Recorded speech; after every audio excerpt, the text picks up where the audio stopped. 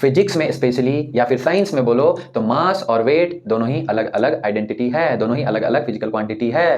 जैसे mass and wait क्या है sir?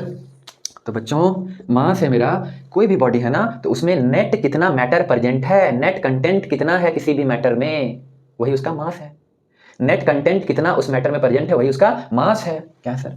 The net content in any matter, कितना किसी भी मैटर में नेट कंटेंट है वही उसका मास है सर। तो फिर वेट क्या है sir?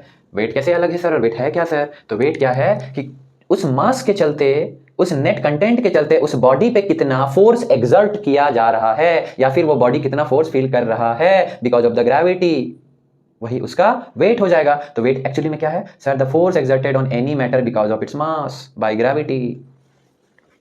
The force exerted by gravity on any matter.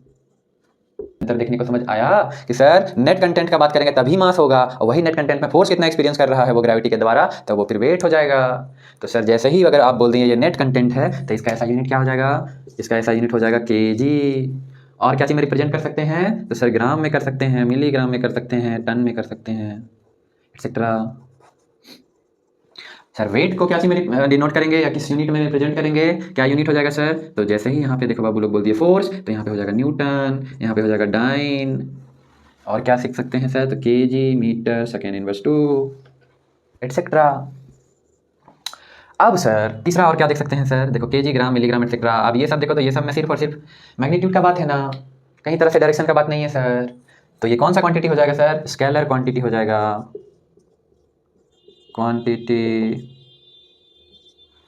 ये क्या हो जाएगा सर? Vector quantity.